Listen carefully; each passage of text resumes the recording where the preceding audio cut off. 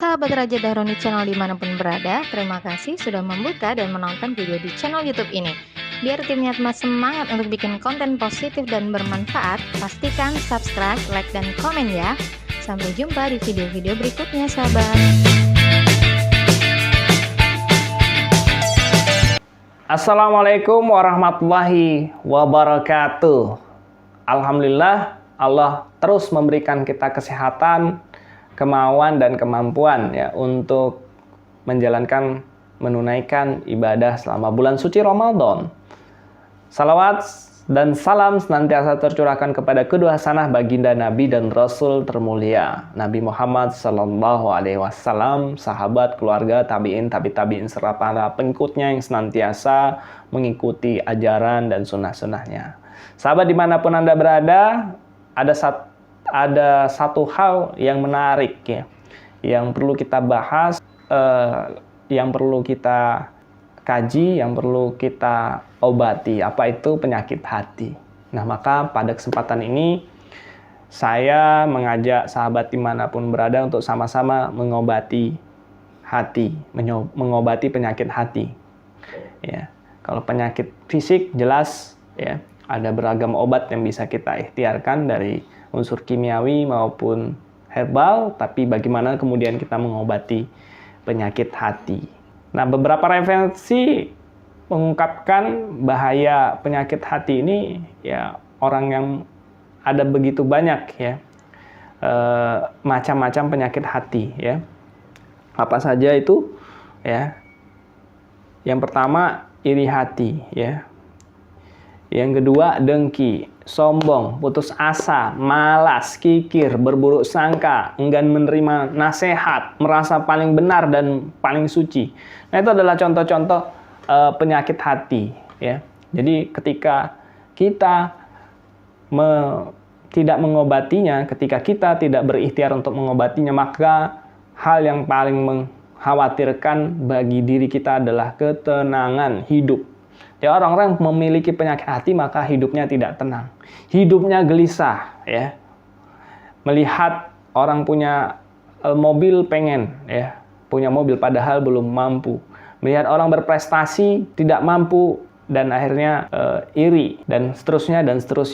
Banyak penyakit hati yang bangga diri ya atas prestasi, padahal dia lupa bahwa prestasi yang dia lakukan, yang dia dapat tidak serta-merta hanya karena ikhtiarnya, tapi ada intervensi Allah, ada pertolongan orang lain juga. Jadi ini sangat berbahaya ya, karena orang yang punya penyakit hati akan berefek tidak tenang jiwanya, tidak bahagia, tidak pernah puas, tidak bersyukur dalam hidupnya, dan tidak bahagia. Nah, padahal dalam hidup dan kehidupan kita adalah yang paling terpenting bagaimana kita hidup tenang, bagaimana kita hidup bahagia.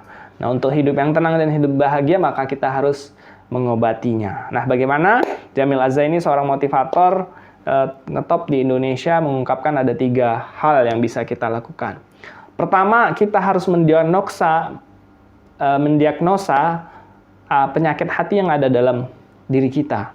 Ya, jadi saya ini punya penyakit hati apa sih? Apakah saya ini sombong? Apakah saya iri? Apakah saya mudah bangga dengan prestasi saya? Atau saya merasa suci, yang merasa paling benar, merasa paling hebat, kikir, malas? Nah, Anda lah yang paling tahu penyakit hati apa yang diderita oleh Anda. Nah, setelah Anda mendiagnosa, tentu berangkatnya dari definisi-definisi ya. Apa itu kikir, apa itu malas ya. Nah, Anda yang paling tahu ya definisi kikir, definisi malas. Nah, setelah Anda tahu ya, Anda baru diagnosa sendiri.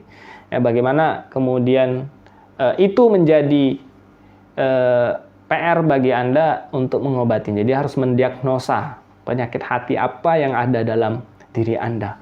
Nah, yang kedua, setelah Anda berhasil mendiagnosa adalah melakukan perlawanan atau melakukan kegiatan yang kebalikannya dari penyakit hati tadi. Ya, katakanlah misalnya Anda iri kepada orang memiliki prestasi bagus, jabatan bagus, mobil baru, rumah baru, gitu ya. Lalu Anda setelah iri Anda berprasangka buruk, ya.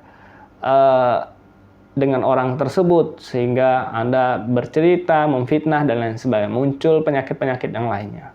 Nah, bagaimana melakukan aktivitas yang berlawanan? Ya, Anda harus mengalihkan ya hal-hal yang sifatnya positif. Ya, katakanlah salah satu contohnya tadi iri. Ya, bagaimana kemudian Anda melakukan perlawanan, mengubah rasa iri Anda itu menjadi iri yang positif ya. Bagaimana kemudian orang itu bisa kaya? Ya mungkin harus dicari informasi bahwa oh dia kaya karena usaha. Maka Anda harus memperkuat ya usaha, tidak hanya memperkuat usaha Anda untuk menjadi orang kaya.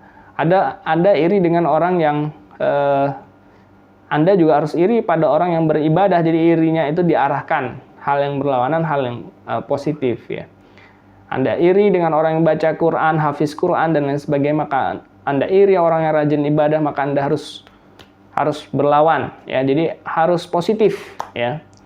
Ya jadi tidak boleh negatif terus. Jadi Anda harus munculkan perlawanan terhadap diri Anda ya dengan melakukan hal-hal yang sebaliknya, hal-hal yang positif.